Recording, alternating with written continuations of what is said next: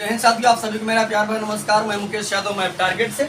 और आज हम लोग पढ़ेंगे कक्षा 9 की मैथ एक्सरसाइज 10.5 का क्वेश्चन नंबर फर्स्ट। यदि हम बात करें तो इसका इंट्रोडक्शन जो है वो हमने पिछली क्लास में डिस्कस कर लिया था। यदि आप इसका इंट्रोडक्शन नहीं देखे तो इसका इंट्रोडक्शन देख लीजिएगा, क्योंकि कुछ प्रमेय हैं जो हमने वहाँ पर डिस्कस किया, उन्हीं प्रमेय के आधार पर हम यहाँ पर क्वेश्चन को सॉल्व करेंगे। तो पहले क्वेश्चन को पढ़ते, हालांकि बहुत ही सरल क्वेश्चन इसमें है, बस आपको प्रमेय केवल पता होना चाहिए, बस बाकी कुछ है नहीं। करा आकृति 10.36 में, तो जैसा कि आकृति को हमने व्हाइट बोर्ड पर बना रखा आप देख सकते हैं। आकृति 10.36 में केंद्र O वाले, यानी इसका ऑरिजिन जो है वो क्या है, O है। केंद्र O वाले एक वृत्त पर तीन बिंदु A, B और C, तीन बिंदु A, B, C इस प्रकार हैं कि एंगल BOC, देखो BOC ये वाला कोण BOC जो है वो 30 अंश का है। और उसके बाद करा एंगल AOB जो है वो 60 अंश का है। यदि चाप ABC के अतिरिक्त वृत्त पर D एक बिंदु है, यानी इसके अतिरिक्त वृत्त पर यहाँ पर क्या है, D एक बिंदु है, तो एंगल ADC ज्ञात कीजिए, यानी ADC। ये मुन्ना कल हम बताए थे कि केंद्र पर बना कोण परिधि पर बने कोण का दूना होता है, या दूसरी भाषा में हम कह सकते हैं कि परिधि पर बना कोण केंद्र पर बने कोण का क्या होता है, आधा होता है। अगर हम केंद्र का पता कर लें तो परिधि क्या होता है, आसानी से निकाल सकते हैं। हालांकि केंद्र का दिया है लेकिन दो पार्ट में दिया, समझा लेते हैं ऐसे। देखो ऐसे हमारा वृत्त है, ये अगर हमको केंद्र का पता हो जाए तो हम परिधि का आसानी से कर देंगे, काहे कि जो केंद्र का होता है वो परिधि का दूना होता है, या परिधि पर जो बनता है केंद्र का क्या बनता है, आधा बनता है। तो ये समझो, देखो कोई कुछ करना नहीं है, इधर वाला भाग दिया है 30, इधर वाला भाग दिया है 60, इन दोनों को जोड़ दो, केंद्र का कोण पता हो जाएगा आसानी से। ठीक, यानी इसका हम बात करते हैं एंगल AOC। अगर हम एंगल AOC की बात करें, angle AOB plus angle BOC दो पार्टों से मिलकर बन रहा है ना। यहाँ लिखेंगे हम एंगल, बता देते हैं बच्चे, हमने लिखा का दिया है एंगल BOC बराबर 30 अंश, जैसा कि आकृति में भी दिख रहा है और क्वेश्चन में भी दिया है। उसके बाद करा एंगल AOB बराबर 60 अंश, या हमने आकृति में बना दिया है और क्वेश्चन में भी दिया। और कुछ उसके बाद ज्ञात करना था एंगल ADC, वही लिखा है, कुछ है नहीं। इधर की क्वेश्चन यदि प्रमेय पता है तो बहुत ही सरल। ठीक, यहाँ हम निकालेंगे एंगल AOC। एंगल AOC बराबर कितने पार्टों से मिलकर बना है, दो। एक है AOB, एंगल AOB प्लस दूसरा क्या है, एंगल BOC, एंगल BOC। ये बच्चे समझिएगा ध्यान से। अगर हम बात करें एंगल AOC बराबर, देखो AOB का मान हमको कितना दिया है 60 और AOC का मान 30, तो 60 प्लस 30 कितना हो जाएगा, 90। एंगल AOC हमारा कितना हो गया, 90। अब हमसे पूछा जा रहा था ADC, हमने आपको पहले ही बताया, कल की क्लास में हमने पहले बताया था कि परिधि पर बना कोण केंद्र पर बने कोण का आधा होता है। तो हम लिख सकते हैं कि एंगल ADC ये परिधि पर बना है, केंद्र वाले का क्या होगा, आधा।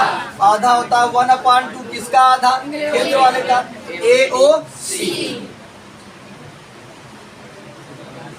तो यहाँ समझो एंगल ADC बराबर 1/2, एंगल AOC है कितना, 90। 2 1 2 45 दूना 90।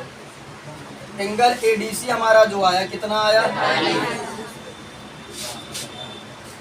ये देखो बहुत ही आसान था, बस कुछ नहीं, केंद्र का पता था, आसानी से हमने परिधि का निकाल दिया। ठीक, अब हम लोग अगला क्वेश्चन नंबर 2 समझते हैं। 2 नंबर क्वेश्चन में कुल मिलाकर के हमको आकृति नहीं दिया गया है, तो सबसे कठिन कार्य जो है वो आकृति है। आकृति को यदि हम बना लेते हैं तो क्वेश्चन जो है वो बहुत ही जल्दी समझ में आ जाएगा। ठीक, तो हम लोग पढ़ते हैं क्वेश्चन और फिर आकृति बनाने की कोशिश करते हैं।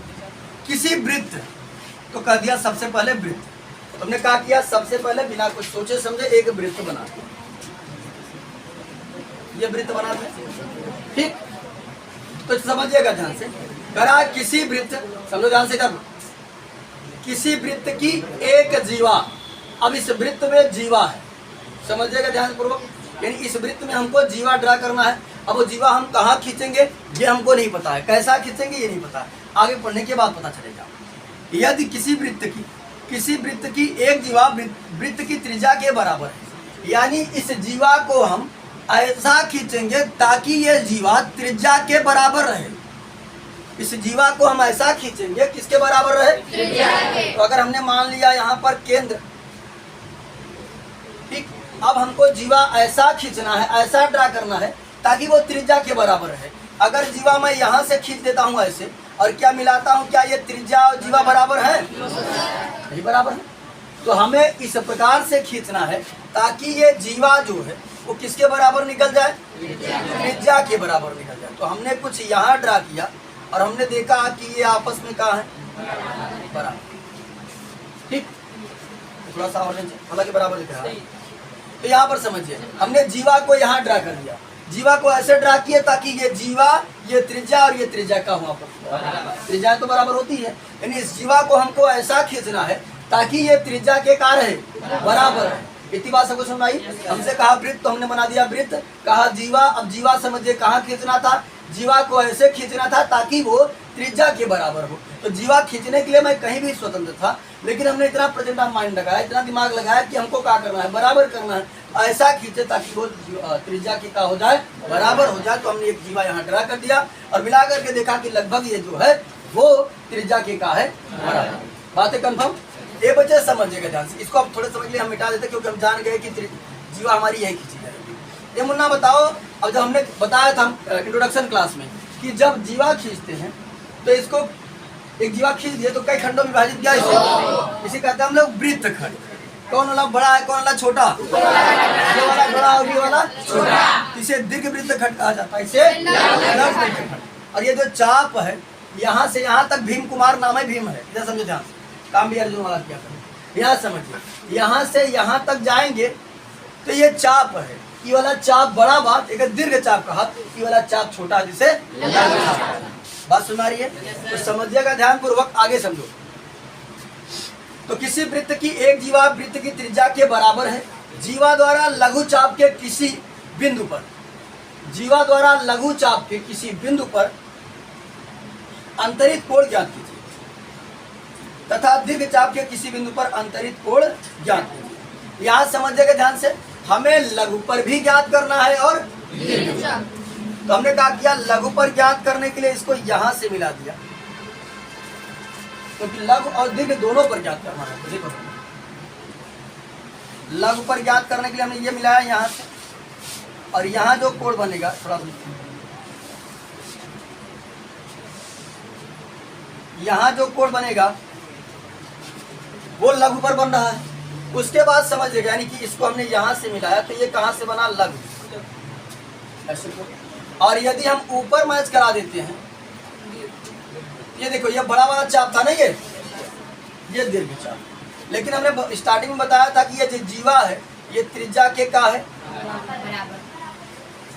जीवा जो है वो त्रिज्या के बराबर।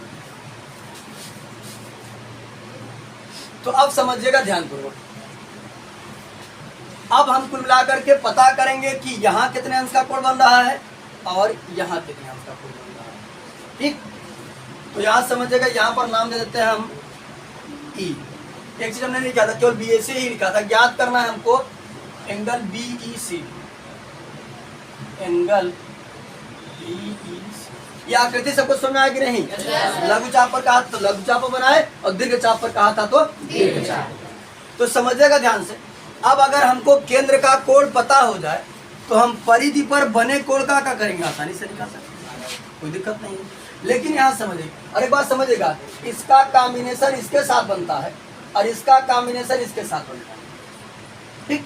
तो समझिएगा ध्यान से, यदि मैं इस कोण को पता कर लूँ तो ये वाला जो है इसका क्या होगा, आधा होगा, और ये पता कर लूँ ये वाला क्या होगा, इसका आधा होगा, है ना।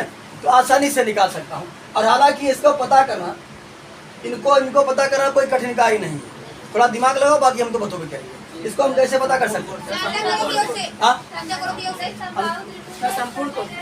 बहुत अच्छा, हाँ, स्वेदल का जवाब सही है कि ये समझिएगा, ये हमने बताया जीवा क्या है, बराबर है, किसके बराबर है, त्रिज्या के। ये सबके सबका है बराबर, सबके सबका है बराबर है। जब त्रिभुज में अगर तीनों भुजाएं बराबर हो उस त्रिभुज को हम क्या कहते हैं? समबाहु त्रिभुज। हमने बताया था कि समबाहु त्रिभुज का प्रत्येक कोण 60 अंश का होता है, बताया था ना हमने ये। तो हमें ये पता चला कि ये कोण जो होगा ये कितने अंश का होगा? क्यों? क्योंकि एक समबाहु त्रिभुज है। तो हम लिख देंगे त्रिभुज बीओसी, त्रिभुज बीओसी एक समबाहु त्रिभुज। अब कैसे है ये आपको पता है, क्योंकि त्रिज्या और जीवा जो है त्रिज्या के बराबर हो, तीनों भुजा बराबर, समबाहु त्रिभुज।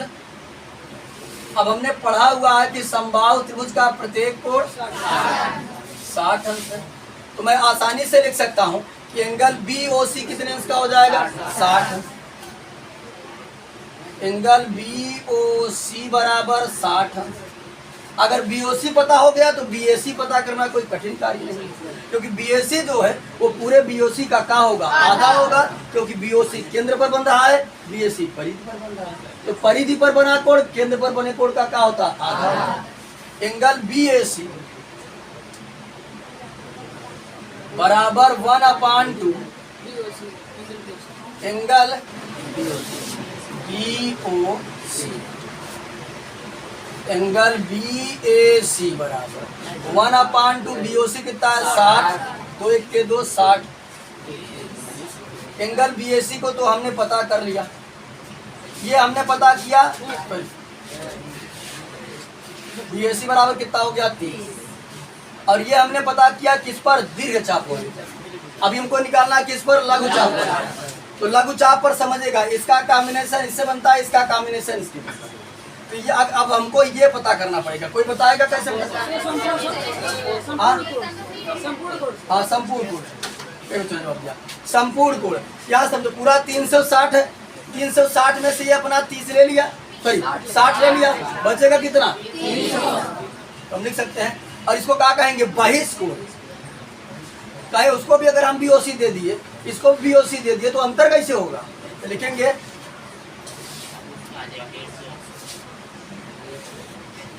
बहिष्कोण एंगल बीओसी बराबर कितना हो जाएगा? 360 में से 60 कम कर देंगे, कितना आ जाएगा? 300। 360 माइनस 60 कितना आ जाएगा? 300। एंगल बहिष्कोण एंगल बीएसी हमको पता हो गया, डैश डैश मतलब वही लिखा है।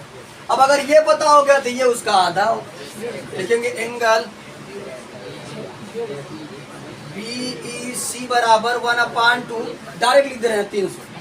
ठीक, 1 के 2 1.5 दूना 300। एंगल बीईसी हमारा कितना पता हुआ? 1.5। ठीक, तो आज की क्लास में कुल मिलाकर के हमने एक्सरसाइज 10.5 क्वेश्चन नंबर फर्स्ट और सेकंड कंप्लीट कर लिया है। बाकी जो बचे हुए क्वेश्चन है उसे नेक्स्ट क्लास में कंप्लीट करने का प्रयास करेंगे। इस वीडियो में इतना ही, बाकी मिलते हैं नेक्स्ट वीडियो में। तब तक के लिए जय हिंद।